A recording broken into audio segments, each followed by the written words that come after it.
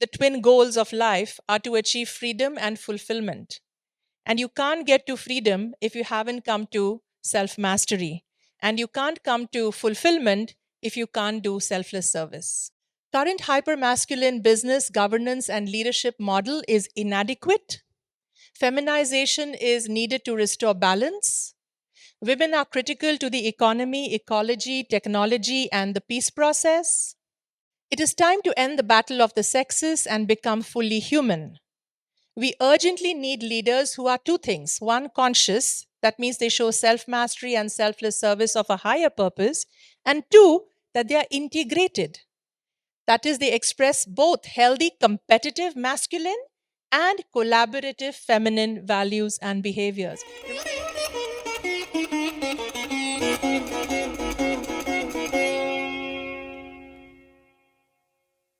Shakti leadership: how to live, love, and lead as Shakti. And essentially, in one word, that makes you a Rasika or a Rasik if you're a man. Who is a Rasik or a Rasika? Someone who is tasting the juice of life in every situation. Even sorrow knows how to take that juice. That's why they are called Navarasa. Remember? All the tastes, including bitter or astringent or pungent, you know how to take the rest of that, the juice of that. So the final goal of all this work that we do, if you speak to any yogi, yogini, they'll say ultimately it's about experiencing rasanubhav, which is the taste of ras, the experience of ras.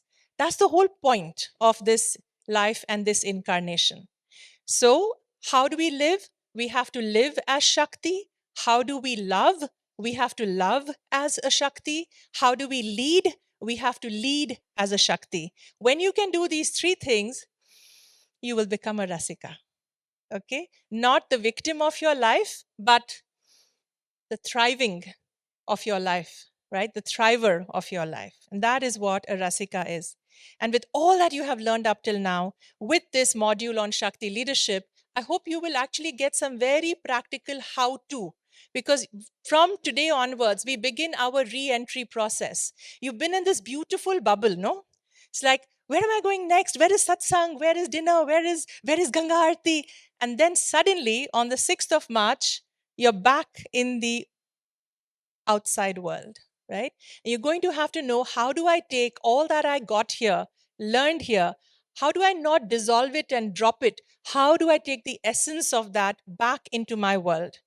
Not only don't I lose touch with it, but I make sure I find a way to transmit and inoculate, others with this same bliss that I have encountered here.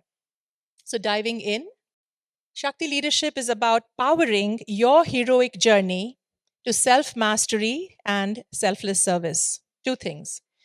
And you'll understand ultimately the twin goals of life are to achieve freedom and fulfillment. And you can't get to freedom if you haven't come to self mastery.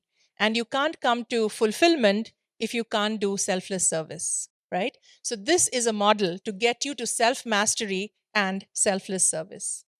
What is the fierce urgency of now? We have a world in crisis. It's a crisis of consciousness because these lower levels of consciousness have created the problems. We need a higher level of consciousness to resolve them. More importantly, it's also a crisis of leadership. Some leader made some decision that has brought us to the state we are in. It's not an accident. So some leadership went wrong, pretty badly wrong. So it's a crisis of leadership. In this model, in this book, we address both these crises, the crisis of consciousness and the crisis of leadership. Current hypermasculine business, governance, and leadership model is inadequate. Feminization is needed to restore balance. Women are critical to the economy, ecology, technology, and the peace process. It is time to end the battle of the sexes and become fully human. We urgently need leaders who are two things: one, conscious, that means they show self mastery and selfless service of a higher purpose, and two, that they are integrated. That is, they express both healthy, competitive masculine and collaborative feminine values and behaviors. Remember, we reject nothing in Shakti. Everything has a place. If it exists, it has a business being here. Competition is not bad or wrong. If we can compete with ourselves, we raise our game and become better.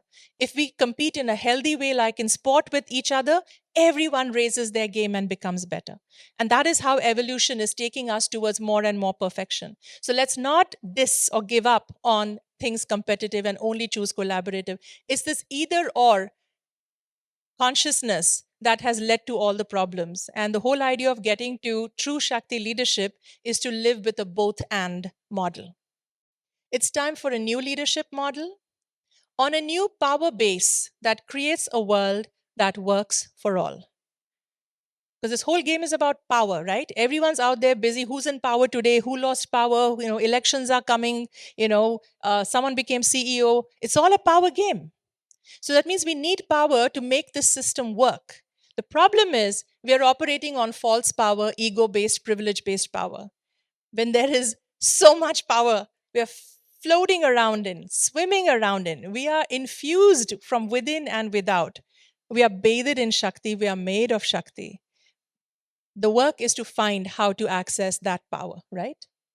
It's time for Shakti, the innate, infinite, intelligent power of existence itself. It's regenerative and creative. It's the mother, the source force. It animates consciousness. Without Shakti, Shiva is Shava. It fuels evolution and drives all change. And it's for that reason that we bring Shakti to leadership, because a leader's job is to drive change. And if the power that holds the capacity to drive change is Shakti, then we need to bring the concept of Shakti, the ideal of Shakti, the access of Shakti to leadership in the world today. So here's the leadership model of Shakti and a symbol. This came to me in a meditation. I'll describe how it works. The journey through the 5 elements of Shakti leadership. It begins with the Bindu at the center, which is presence, which is the source from which everything comes and to which everything returns. Once you know how to cultivate your presence, now suddenly you have access to the womb from which that presence expresses itself, which is the downward triangle of Shakti, right? So power. You access true power when you are present. From that Shakti, you develop 3 capacities. The first is wholeness. There are all kinds of wholeness, which I'll go into in my next session, but we essentially have to become psychologically whole as leaders. The second capacity is flexibility, agility. As leaders, we should know how not to be stuck in one mode, but to flex between our masculine and our feminine, our higher self and our child self. We need to learn how to flex between all the polarities we contain. And the third capacity of Shakti leadership is congruence, which is you know who you are, you know your purpose, and you live your life on purpose. Okay, so you're congruent right through. Many speakers have touched on this. From your deepest cell, you line up all the way to your supreme self. You're congruent. So now your swabhav, which is your innate nature, becomes your swadharma, which is the work you have to do in the world, right? So this model is then given a circle around it, because none of these qualities, these 5 elements of Shakti leadership, presence, power, wholeness, flexibility, congruence, all of these are power bases. None of them are going to be given to you on a platter. You're going to have to make a death and resurrection journey to come into each one of them. And that is the hero's journey. And it's literally like the 5 elements, like the cycle of descent and ascent of consciousness that you have to go through to come into each one of these. It's a transformational journey to become a Shakti leader. So what is the heroic journey? I love beginning with this because it's the most exciting and kind of puts us right in touch with this deep approach to leadership. You all know the hero's journey. I hope some of you have seen Lord of the Rings, right? So what is the hero's journey? It's a coming of age process from innocence to maturity to individuation. It's about coming into your own power. It's universal. It's across history, geography, and cultures and applies equally to your personal and your professional life. It's archetypal, meaning there are recognizable stages and characters of inner and outer forces, regardless of where in time and space the story is situated.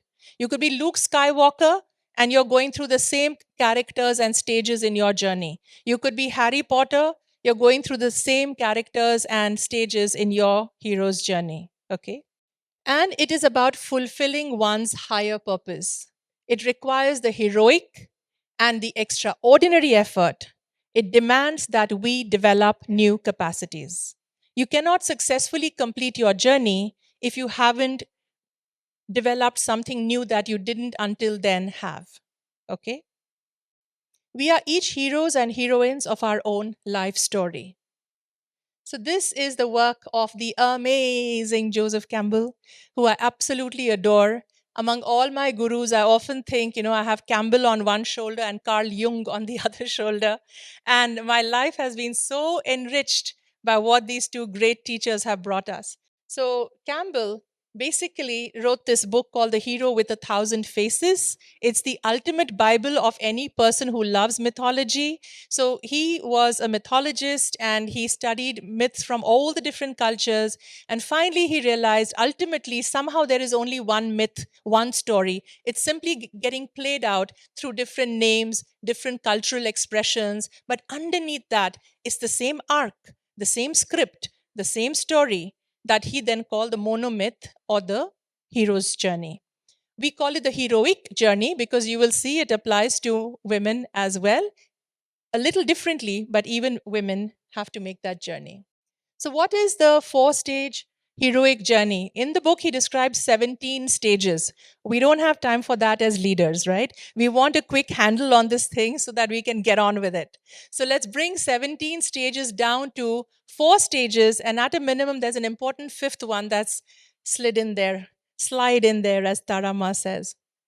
So, the 4 stage heroic journey, how does it begin? So, as always, there is a upper world and a lower world. Okay, this is called the ordinary world, and this is called the magical world. When we've been teaching para and apara, this is flipped in this case. This is the conscious realms that you are aware of, your ordinary reality, and this is the underworld, the magical world, the shadowlands, so to speak. Okay. So it typically begins with a crisis. You're suddenly shaken out of normalcy. So I'll give you my quick story. It was the 12th of December 2001. I had spent a whole year working my heart out. I thought I'm going to die of exhaustion and I'm going to go on a nice holiday to India for Christmas and New Year's. My husband goes for a routine medical checkup. And I'm having my cup of tea in the morning saying, I'm going to finally enjoy my breakfast and my chai today, Ma. Thank you, Guru. And the phone rings and he says, I'm at the hospital. It's bad news. You better come now. And he's in Baker Street and I'm in Wimbledon. I have no idea how I got there. He's sitting there sobbing with his head in his hands. And he says, there was an endoscopy. They found 2 tumors in my colon, and the doctor's pretty sure it's colon cancer. Suddenly, something. And we all have had these moments. Life is going just right. Okay, and then suddenly, psh, the rug is pulled out from under your feet. My children are 11 and 8 years old. You have no idea what life is going to bring. So you are now thrown into a crisis, and it's as if someone pushed you into the deep end of a pool. Okay? And now you start experiencing trauma. You were standing on land. Up until then, you were solid. You knew who you are and where you're going. But now suddenly, you've been pushed off and you're treading water. This is a whole new world. You have no idea who you are, what you're supposed to do, what's right and wrong anymore, right? So you go through trauma and you're coming to grips with an unfamiliar world. Father Lancy Pereira writes to me out of the blue. I receive an aerogram saying, Nilima, I heard he's my mentor, my Gandalf, who I hadn't been in touch with for at least 20 years. I get an aerogram saying, I heard your husband's got colon cancer. Remember in the Star Wars trilogy, Luke Skywalker is lost, and who shows up? Obi-Wan Kenobi, right? Harry Potter, who's his Gandalf? Who's there for him?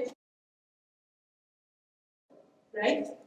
Have you watched these movies? Am I using the right idea of your references? Some yes, some people have watched these. Yes. And then of course Lord of the Rings, Frodo and Sam. Who do they have? Who shows up and suddenly shows them some wisdom and some light and some guidance? Gandalf, right? So here's the interesting thing. Even as you're thrown into this magical underworld and you're treading water, you're traumatized, you're coming to grips with an unfamiliar world, suddenly a whole new set of characters get constellated in and around you. You have entered the archetypal realm, right? And in the archetypal realm, you have your allies and you have your enemies, and it's like it's this. You all have these moments, and the story goes on when you leave that world and you come back to the ordinary world. It's almost as if you leave those archetypes behind in the underworld because they belong there, right? But when you go into the underworld, you have to encounter them. And they're here with their medicine. They're here to teach you something. Right?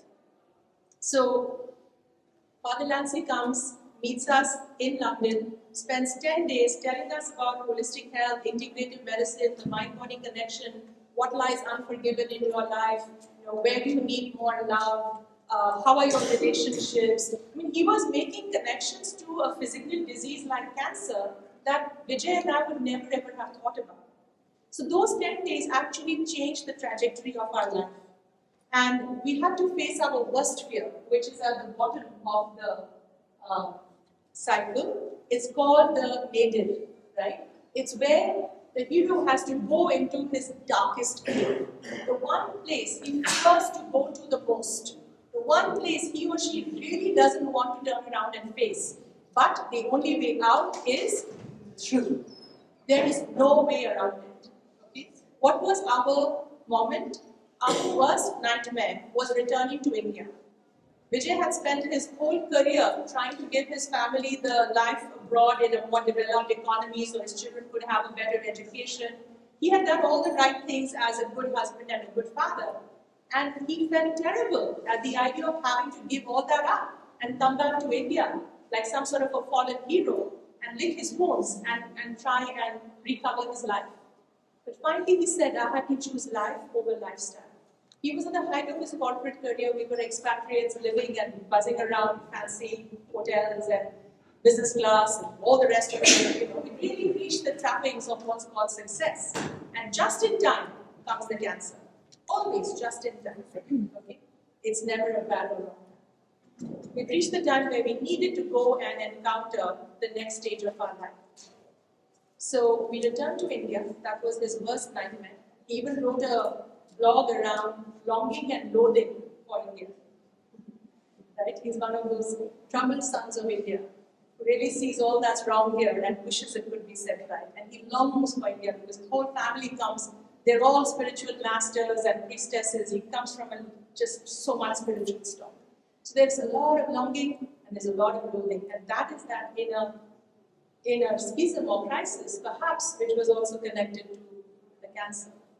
Anyway, so we come back, and what happens on the other side, when the slides start showing up again, is on the other side of trauma is crisis trauma transformation, right? The third stage is transformation. So the fourth stage, the quadrant on the other side below, is transformation. Because once you have faced your greatest fear, on the other side of it begins your.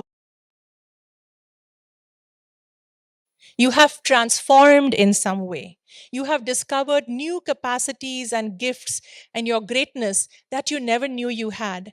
So, in our case, we came back to India and we just very confidently said, we are going to start Roots and Wings Conscious Leadership Consulting. And we are going to go into organizations and we are going to teach everything we are learning to make companies more conscious in their cultures, in their leadership.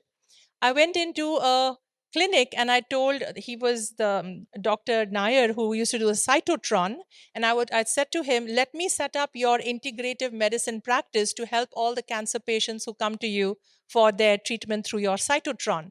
In the process, I went and met so many cancer patients, took them through a very step-by-step journey. So what happens is with your transformation, you have a gift or an elixir to bring back to your world.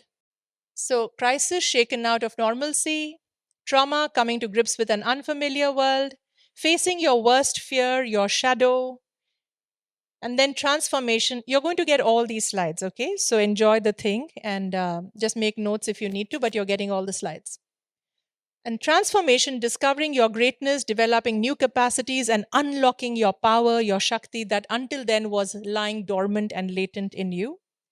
And then you have to bring a gift back to the world.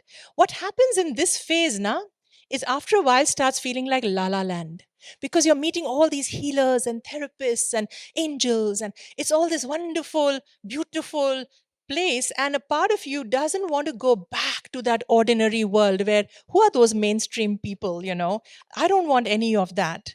But the hero's journey doesn't end until you bring the gifts from your transformation back to your ordinary world, the Shire that you had once left long ago. You have to bring it back and share those gifts with that world, because you are an aspect of that ordinary world that needed this medicine. And therefore, you chose yourself. The divine chose you to go on this journey, find that medicine, find that elixir, not to be under your bushel and just, for yourself. You're required to bring it back to the world that needs it, that is thirsty and hungry for it.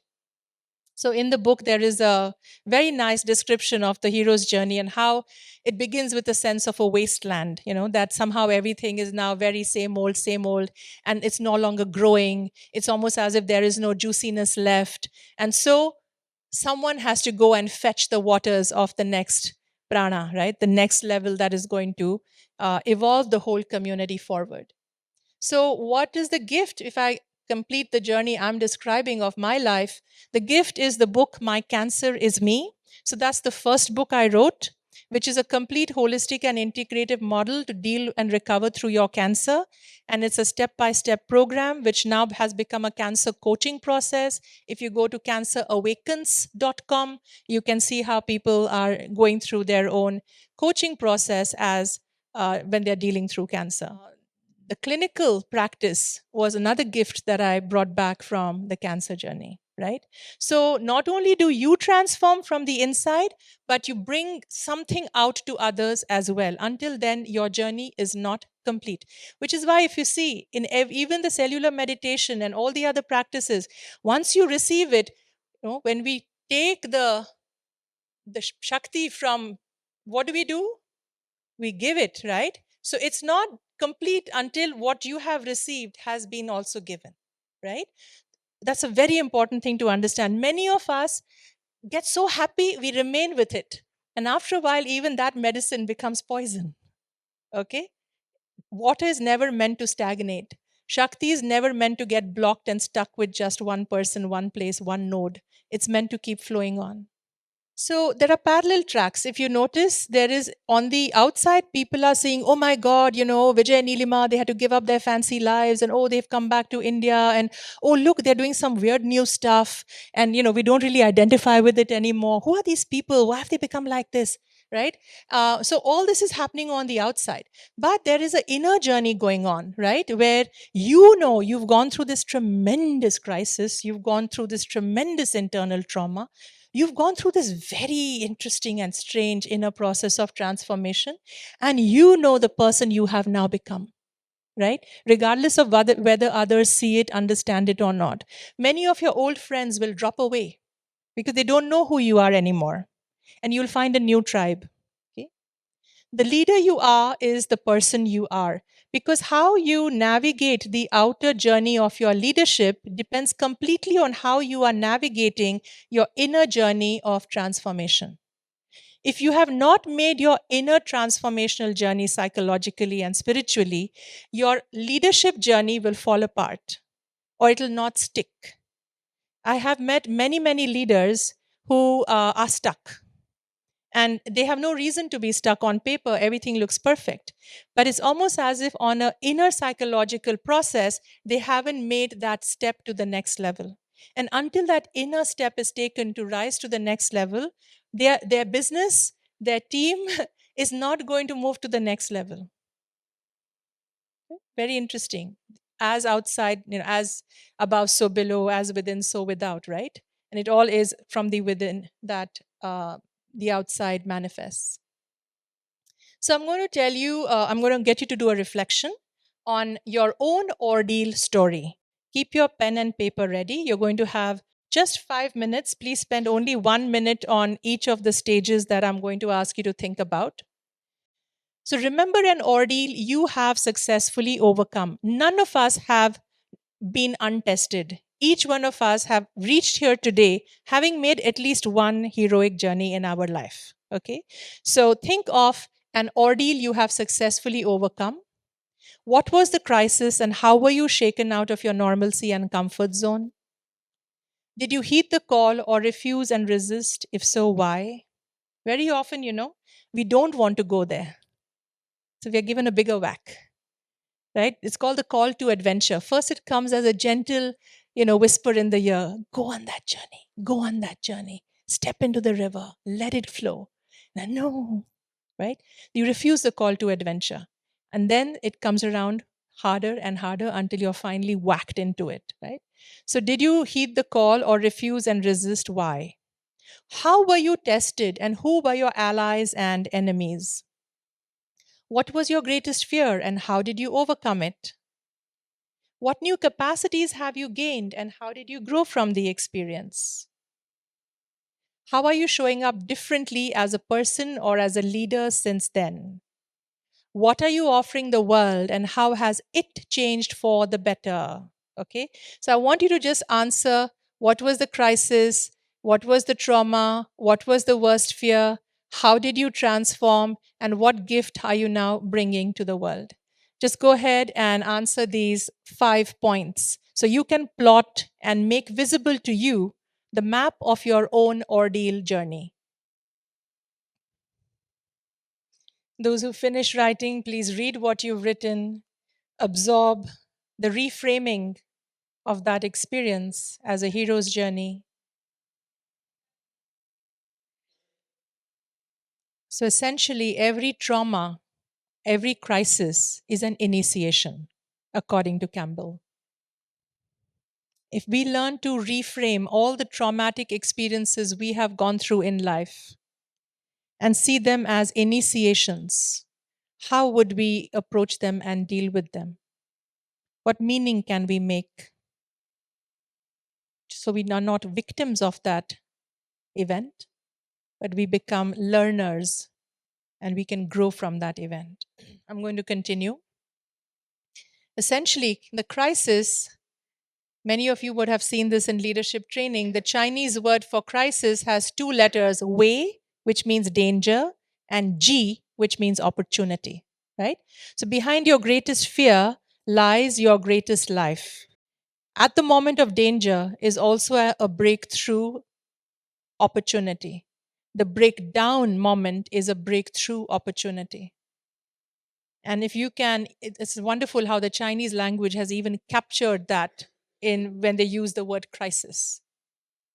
It's not given a negative meaning, it's given a meaning of opportunity.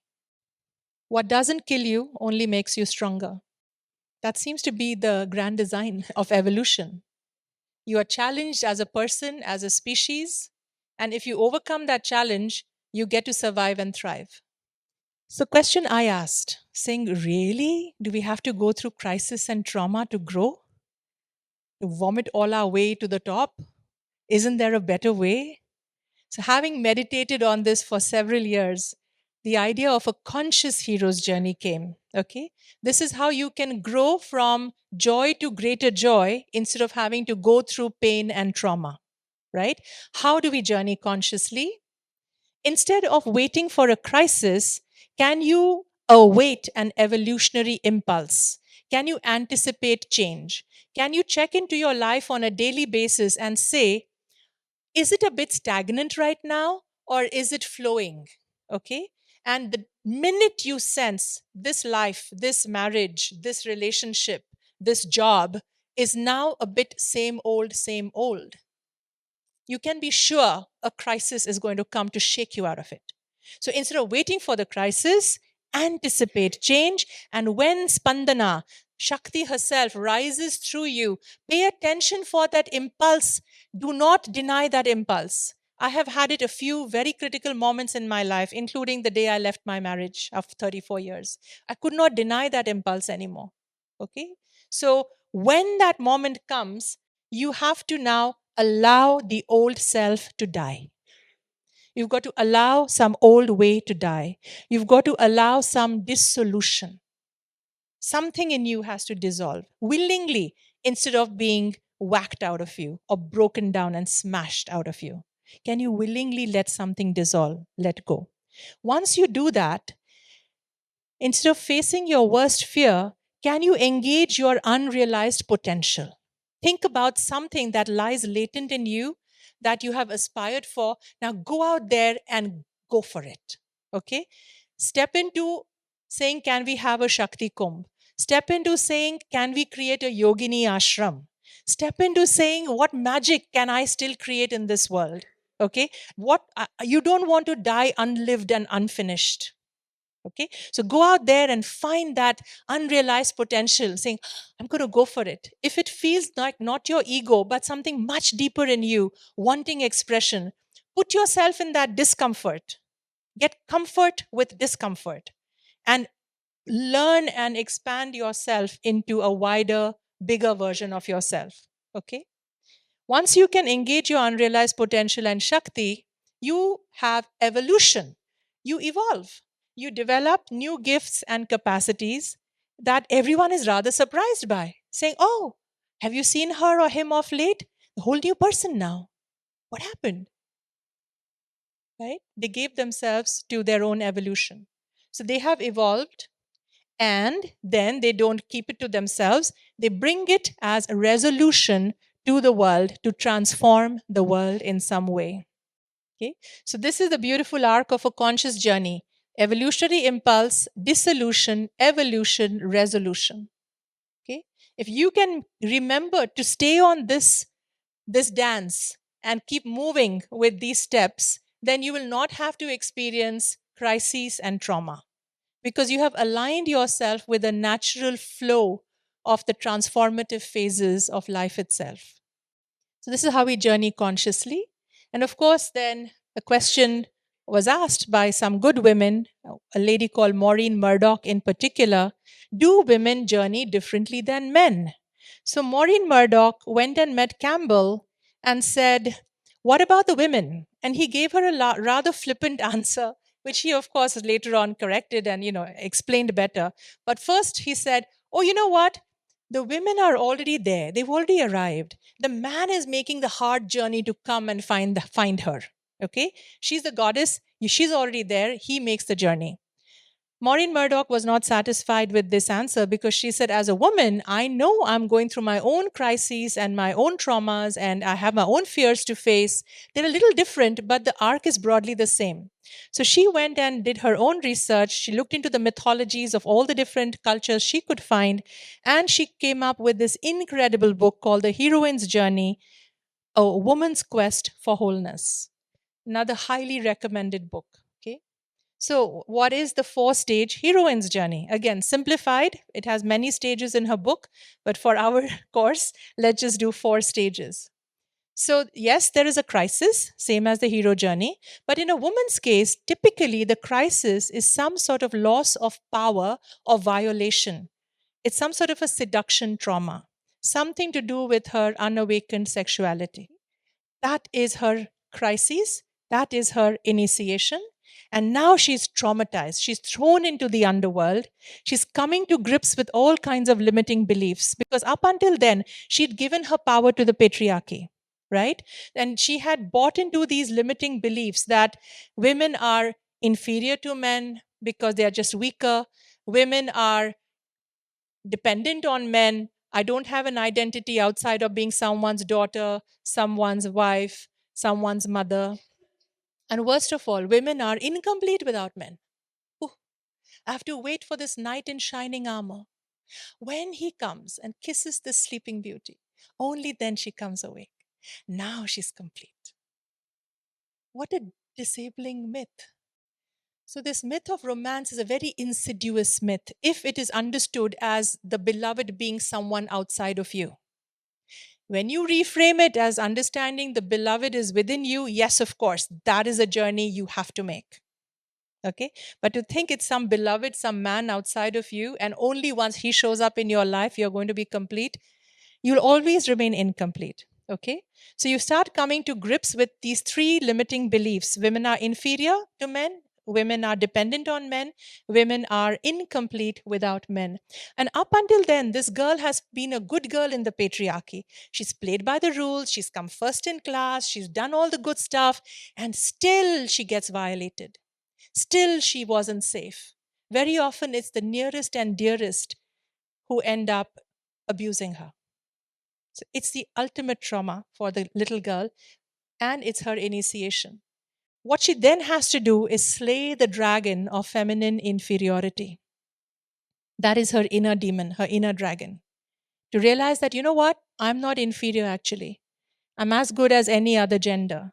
Once she can slay that inner voice and find her true voice and speak with that confidence, now there's transformation because she discovers the necessary qualities that she was hoping some power figure outside of her will give her. She discovers that that Shakti is within her. Now there is transformation. From this transformation, she still has to come back and bring that gift. Okay? The gift is, first of all, her own freedom and modeling that freedom for other women and belonging to a new tribe and community. While a woman makes her journey in a patriarchal setting, she cannot find herself back in the old world.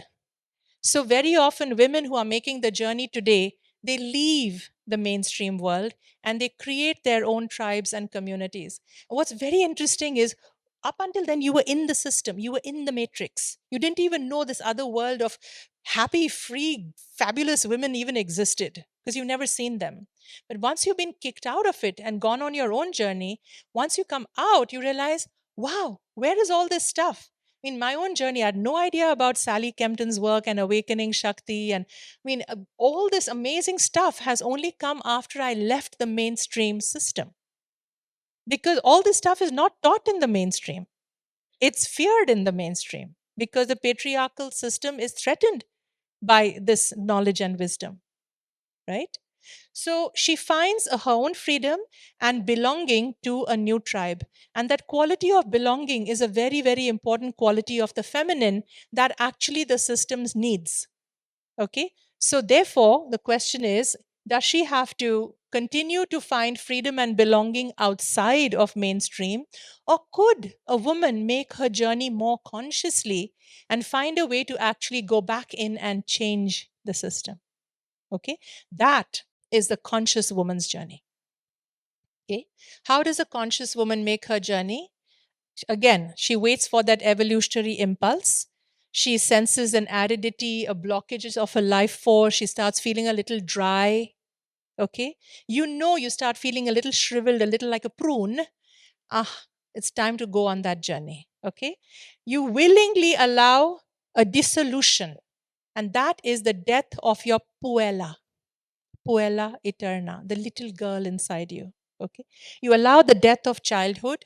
You have to presence your shame, your grief, and your rage. There's a lot of that that'll come up because that little girl has carried so much trauma and wounding. But she needs to be laid to rest. She needs to be allowed to die. Remember, nothing in the Great Mother ever dies. She just comes back better, okay? But you have to go through this death. And women know how to die because we go through our cycle every moon. We know death is not a permanent final thing, but it's an aspect of self that needs to go through a dissolution, okay? So once you can die to your childhood, you have to accept and lay your loss to rest. All healing lies on the other side of grieving. Therefore, the ritual of letting that little girl leave, her trauma, letting that go, can you lay that loss to rest? That this girl's dreams were shattered. They weren't what, she would have wished them to be. It's called the death of childhood. Once you can accept that it happened, you can shed your tears, but you can mature through the shedding of those tears. On the other side of that is your resurrection into your womanhood. where you become your own mother and your own lover. What was the girl doing? She wanted someone to caretake her, to parent her. She wanted someone else to validate her, to love her. She wanted that romance. When you become your own mother, your own woman, you caretake yourself. You mother yourself. You don't let anyone violate you now.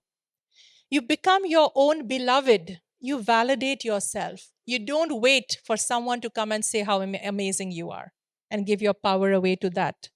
Okay? You claim that power to validate your own self. You become your own mother. You become your own beloved. Now you have resurrected into a womanhood who has journeyed, right? Very often we meet women who are almost at the age of grandmothers, but they still carry a little girl inside them. They're called the Puella Eternas because they've not made the journey. They have not been initiated and they haven't completed their own inner psychological, psychospiritual journey into psychological maturation. Once you resurrect into your own womanhood, there is a gift that you bring back to your world. The old world, which is able to receive you, make sure you are discerning about where you can go and offer this gift of your resurrected womanhood, because your teams, your systems, your families are yearning for the capacity of belonging and inclusion. That is what has left the system in the patriarchy, and therefore we are all like grandmother spiders. Net is so broken, we're falling through the cracks. And it's that feminine energy that's going to mend the tear in grandmother spider's web, that is going to become the hammock that holds society up again, holds families up again, holds systems up again. It is the resurrected feminine energy that knows how to bring that capacity for inclusion and belonging. And that is our dharma to bring to the world. Okay? So you hold the whole in an empowering way. You come back from your journey, you've done your inner psychological wholeness journey. Now you can stand and hold the whole and hold space for other sisters to make their journeys, other brothers to make their journey. Okay? This is how to become a conscious woman leader. Evolutionary impulse, death of childhood, accept, lay your loss to rest, grieve the past completely, lay shame, grief, and rage down, and then become your own mother, your own beloved, resurrect into your womanhood, and then bring it back like a gift of inclusion where you hold the whole in an empowering way. So, isn't it interesting that there is a hero's journey and there's a heroine's journey? And the truth is, as we know in the Ardhanarishwar idea, inside each of us is the masculine archetype that has to make the journey, and there is a feminine archetype that has to make the journey. So, regardless of gender, every one of us has to make both the hero's journey and the heroine's journey. And each one journeys a little differently. So the hero's journey is the quest for power because it's not in touch with its anima, it's feminine. So it doesn't have the Shakti. So it's seeking for power. Okay? In the quest for power, he gains meaning. The mind is very much the masculine, right? Making meaning. The whole kshetra, the whole realm in which the hero's journey takes place is tasks and adventures and, Hercules and 13 tasks and so on, right?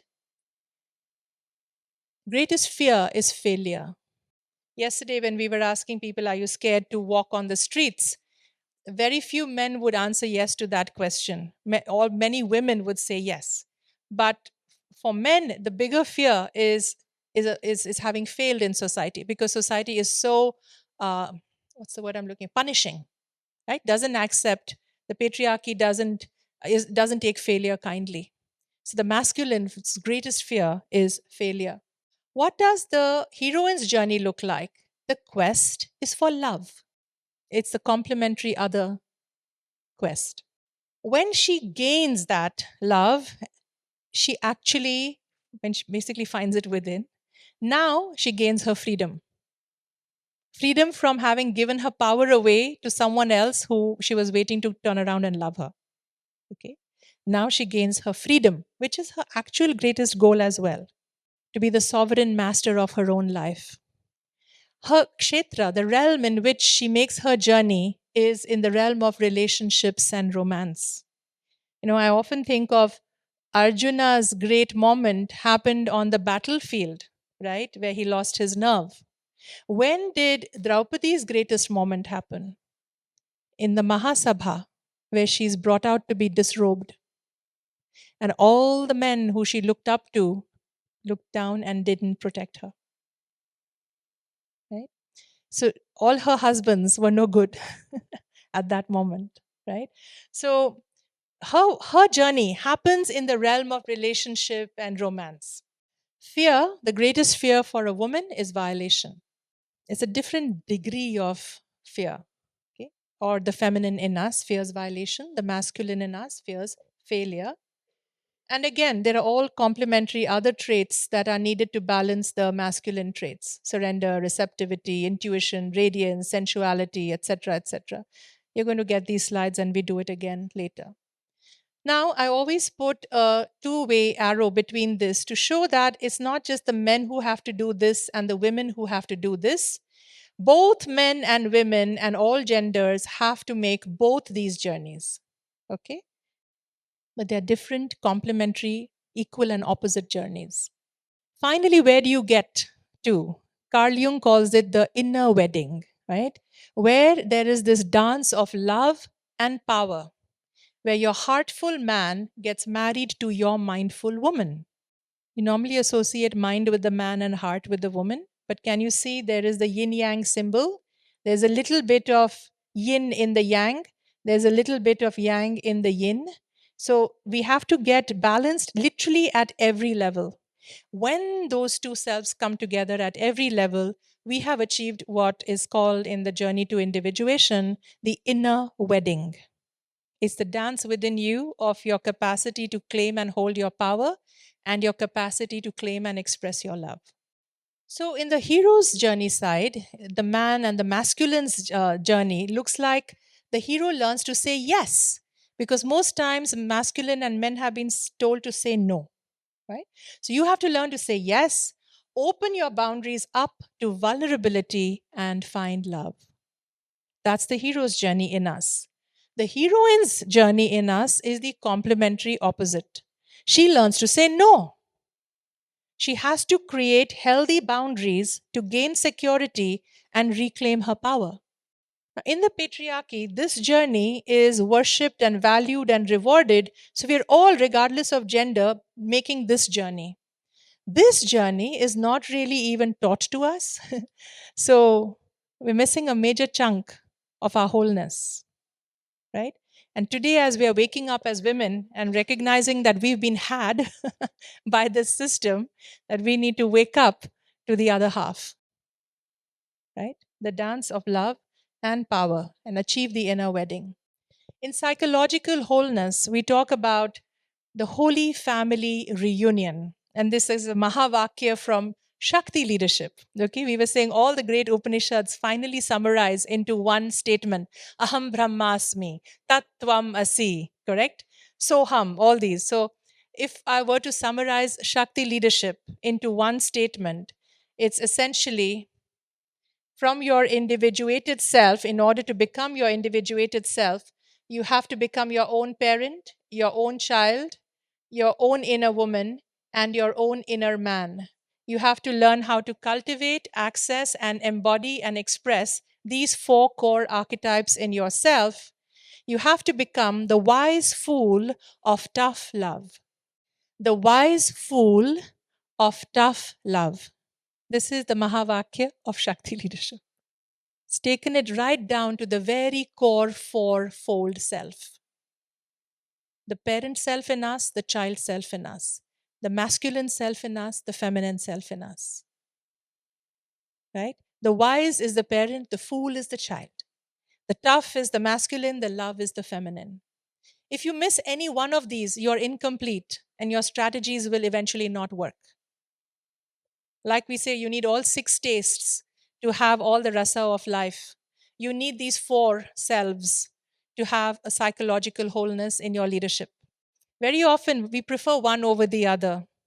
And we're always reminded by life that the missing piece needs to be reclaimed. So I'm someone who gets so into the whole wise, stand up and teach mode. And I have a lot of tough energy in order to keep large groups moving and doing things, that the fool and the love kind of gets a little left behind until I have to presence myself and bring that back in. I can do love very well because it's essentially compassion. I know how to get to love and compassion. It's the fool energy. Okay. And it's so beautiful that even that is available to each of us if you look around. Over the years, I've studied Sufi practices. That's how we invited Zianath. And the Sufis are the ultimate fools. The whole spiritual practice of the Sufi is the fool archetype, the child. Okay. So one of the tariqas are all the spiritual practices. One of them is talking in gibberish. You're supposed to meet each other and say,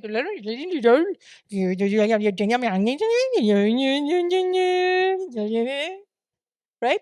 So, in as a Sufi, your master, your sheikh, will call a sama, which is a gathering, and he never serves you stale food or stale practices and experiences. Okay, he lays out the most beautiful banquet of food and practice, and he will say, okay, now talk in gibberish. The wise fool of tough love. This is the journey to individuation. And once we can access these four selves and learn to dance with them, master them, play with them, now there is the return of the yogini, where you have awakened your Shakti and reclaimed your power.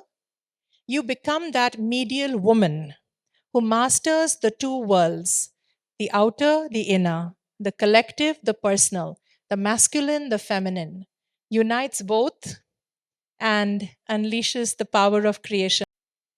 So there was a very beautiful moment in when I was writing the book where there was a news article. You saw one of the statues with I think it's Varahi. Yes. So much of India's architecture and sculptures have been taken, either stolen or whatever, into other countries and museums. So that day there was an article in the newspaper. It was called Return of the Yogini. And it was this statue that some museum abroad was sending back to India. And it's a statue from one of the Yogini temples. So it was called Return of the Yogini. But I just stood there and I was like, oh my God, that was a statement, right? It was a call. It was so much more than that article, that it's time for the return of the Yogini. She who has been lost, it's time for her to return. Okay, that medial woman, it's time for her to return. So this was the news article saying the return of the Yogini. So essentially, let's remind ourselves of the parallel journeys I talked about, the inner journey, the outer journey. Regardless of gender, you make an outer journey where you achieve tasks, you overcome obstacles, you heal your relationships, you go from being the innocent, the untested, ignorant person to becoming the leader. And in the process, you raise collective consciousness, you uplift society. The inner journey that has to happen in order for the outer journey to take place, you achieve skills, you overcome your own neuroses, you heal your own internal schisms. You go from feeling the victim of your life to becoming the creator of your life. You raise your personal consciousness and you evolve yourself. So, can you see how they are matching each other? And the outer journey cannot happen with the inner journey, but very often the outer journey then triggers more of the inner journey to keep raising your game. One leads to selfless service, and the other leads to self mastery. And Joseph Campbell, in his work, talks about this stage called freedom to live. And he says we all yearn for freedom. We all want freedom to live fully as who we are. We cannot until we master the two worlds. That is a task, that is a sadhana. Only once you master your outer world and your inner world will you feel like a free being, free to live this life.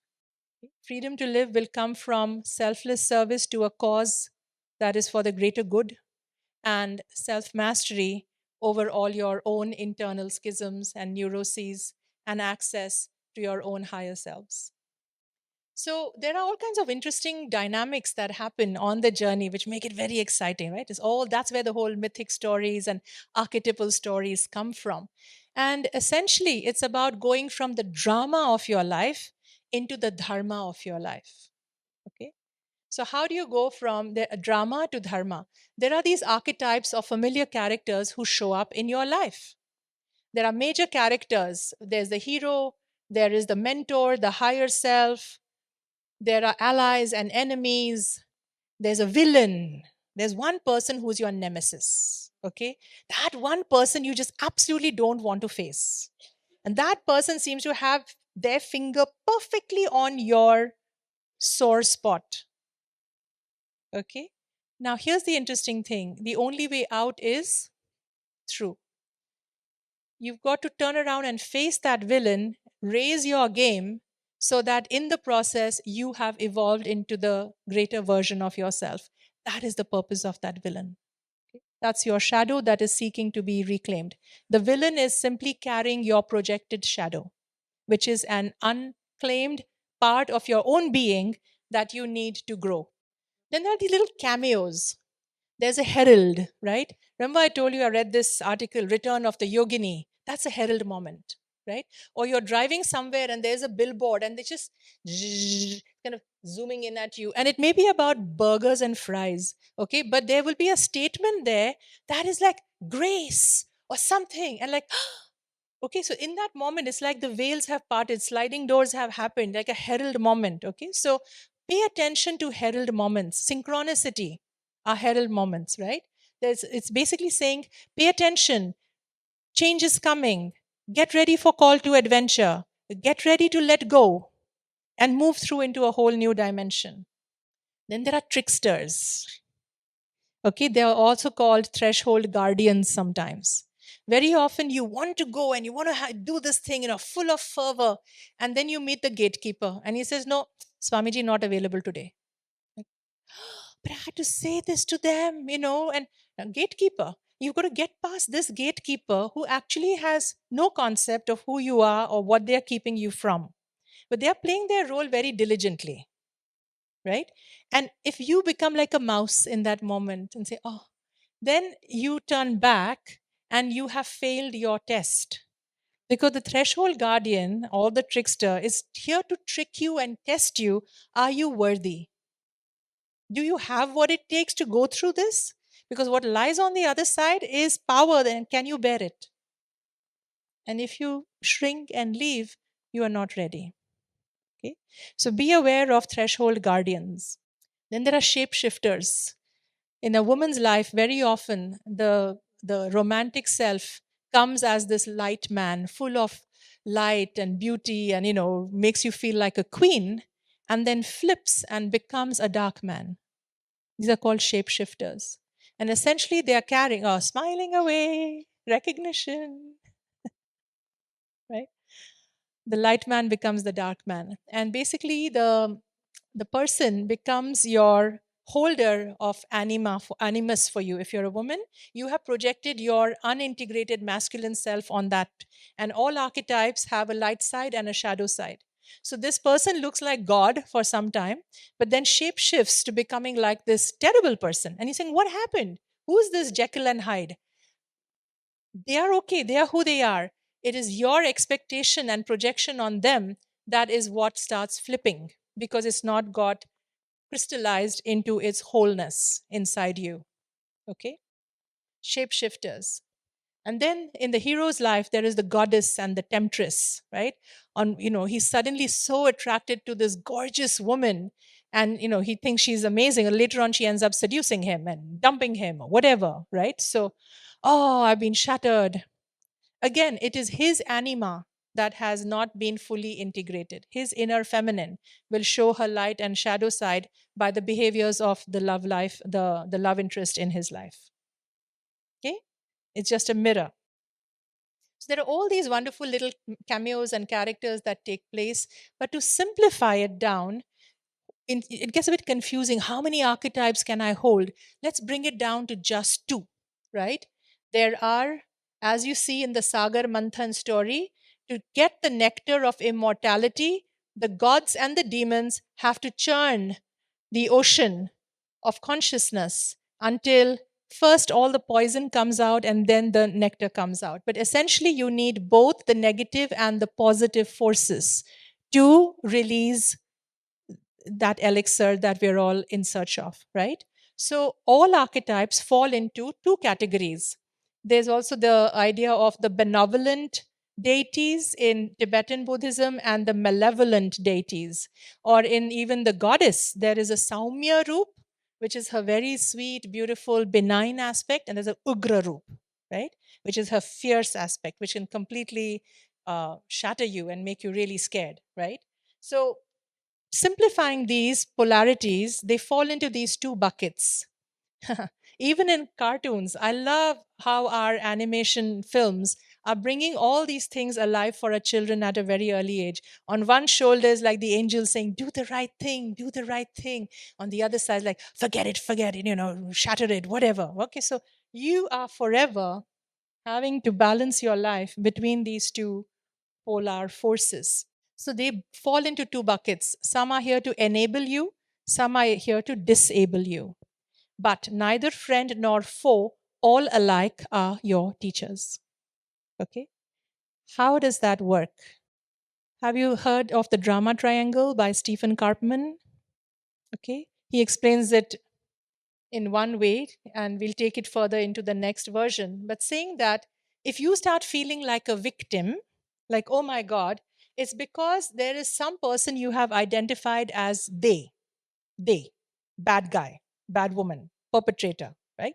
Someone out there has become your villain and you become the victim of that situation.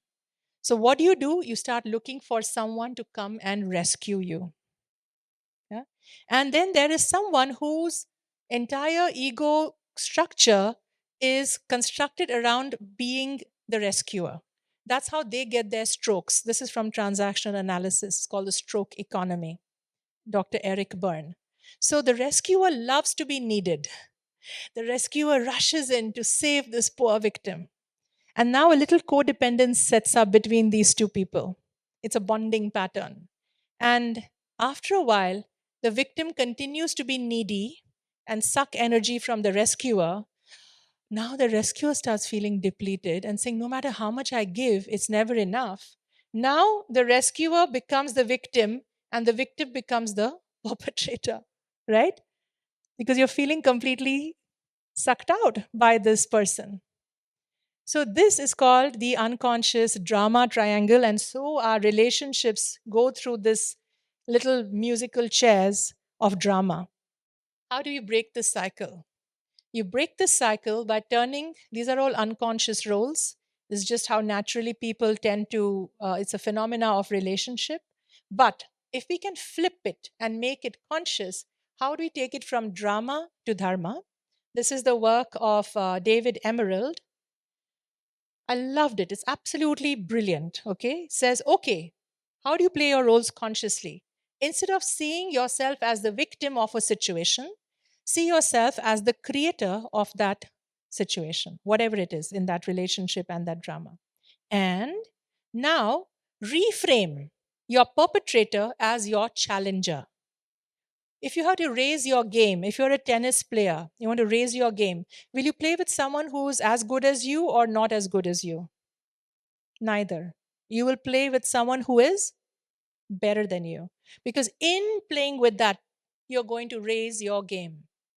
Can you reframe your perpetrator as your challenger and call in the rescuer not to rescue you, but to coach you? They clearly have some capacity or quality that can help you raise your game. Let them coach you. The coach never plays the game for you, remember? You play the game, you run the race, but they coach you. Do not be carried by your rescuer, be coached by them. So, if you now, what happens is the coach's energy is lifting you up, and the challenger's energy is pushing you out from this comfort zone, right? Now, these two energies can work in tandem with each other. One is pushing you out, and the other one is pulling you up. Now, you're creating with the situation. I love this. I absolutely love this framework. It can help you break through any situation you are caught in that has drama going on. Please learn to identify the drama triangle when it shows up, and then make sure you're not perpetuating it as either a victim or a rescuer or a perpetrator. And even if someone comes to you wanting to be rescued, you go out and coach them. Okay? Also, sometimes you have to be the bad guy.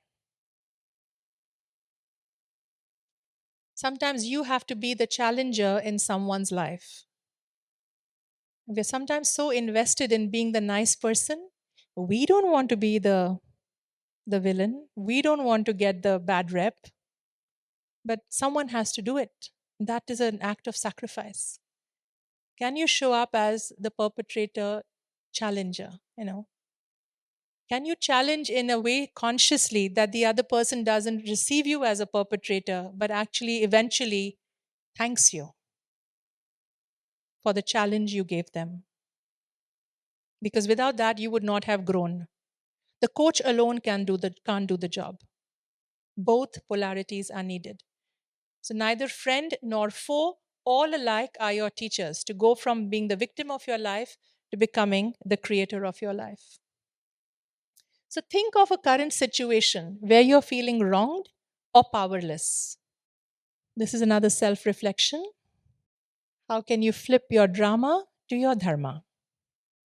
Think of a current situation where you're feeling wronged or powerless.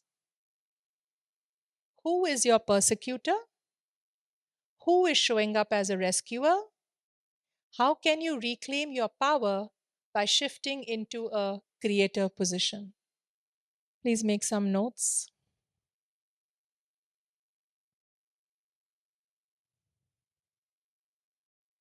This is a very powerful framework to reframe all the traumas of your life as well.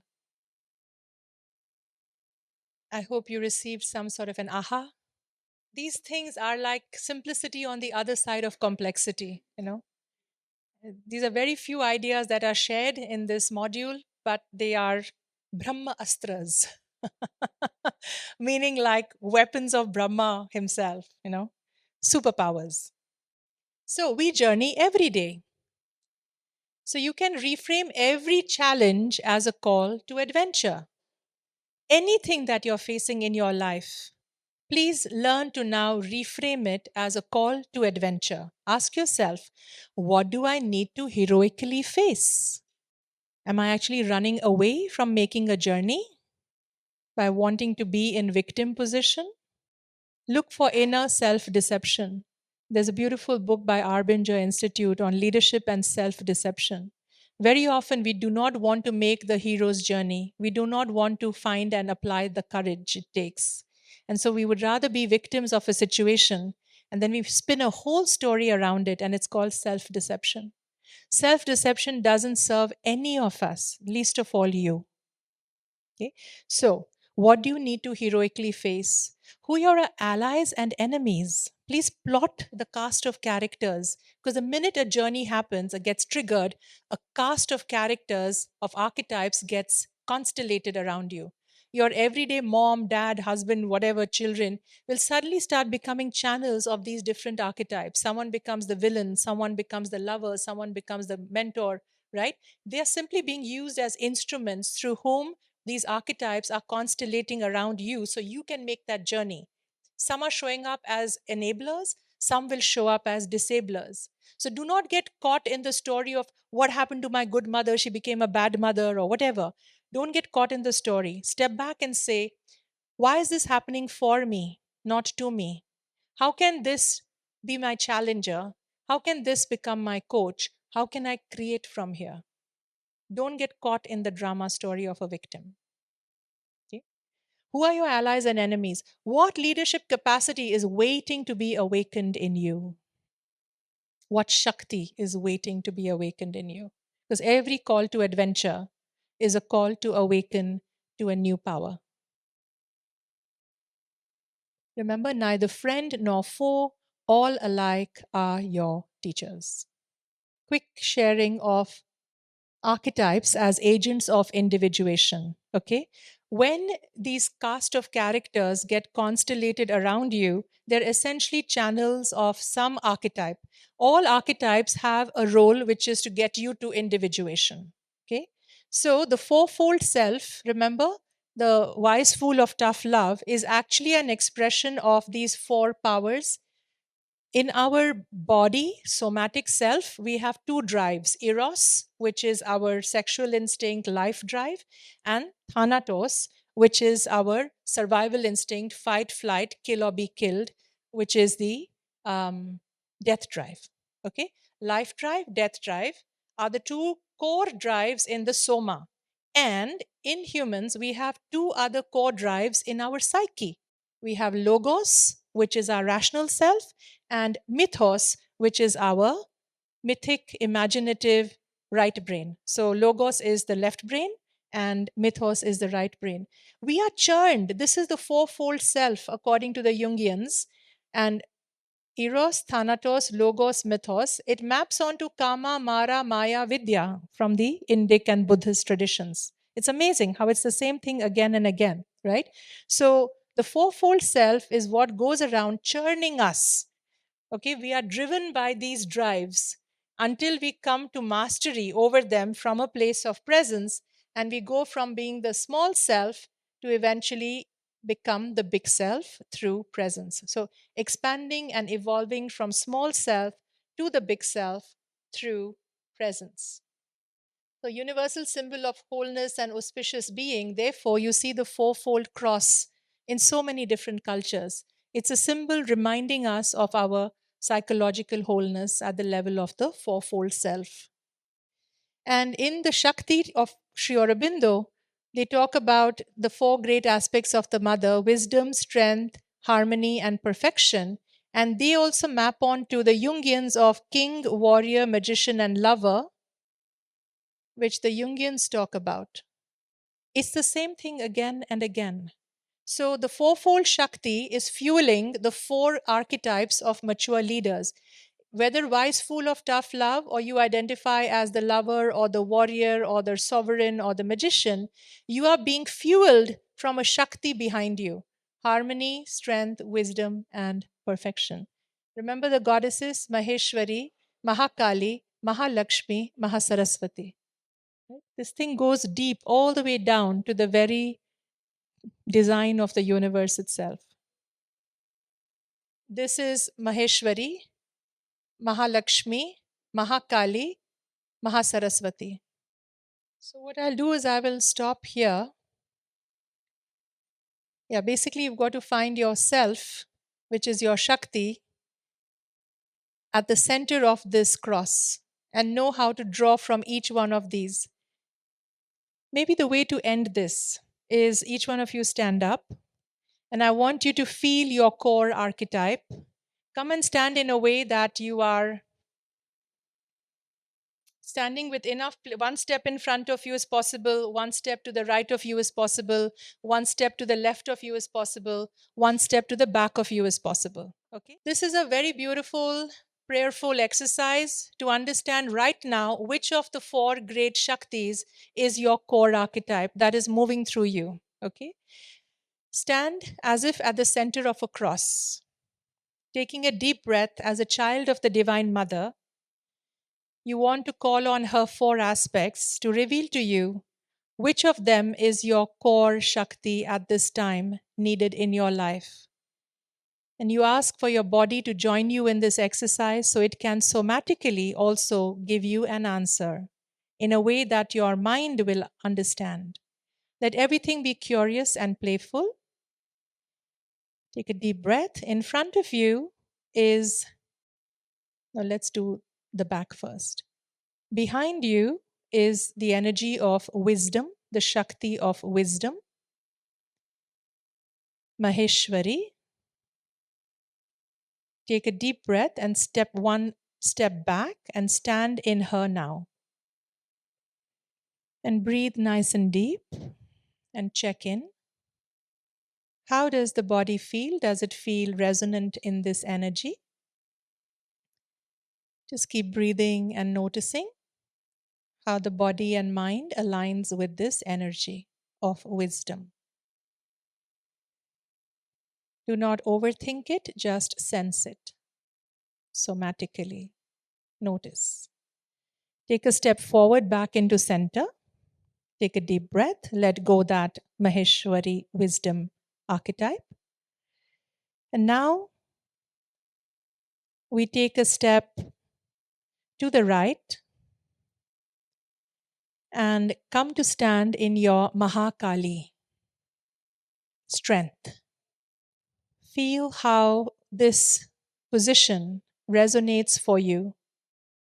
The Shakti of Mahakali, which is strength, the warrior energy.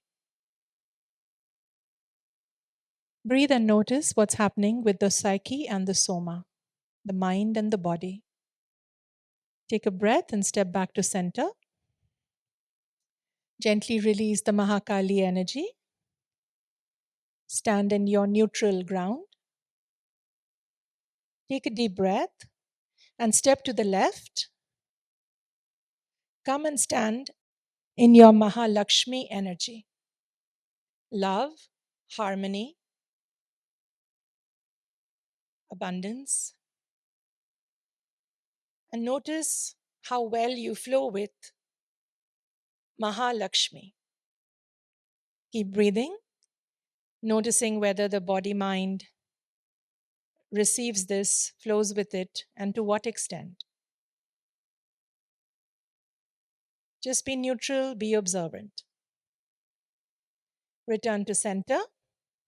Release the Mahalakshmi energy of love and harmony. Return to neutral. Taking a deep breath, now take a step forward and come and stand in your Mahasaraswati energy.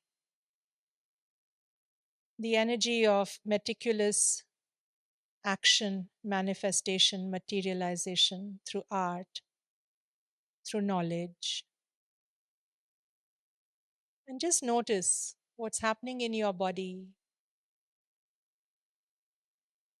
Where is the energy flowing? Taking a deep breath, step back to center and release the Mahasaraswati energy. Return to your neutral ground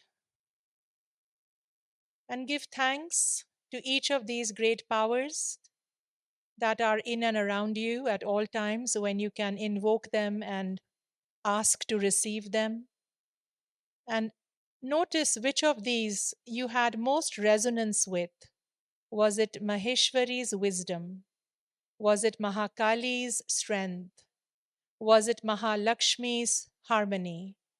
Or was it Mahasaraswati's meticulous simplicity and perfection?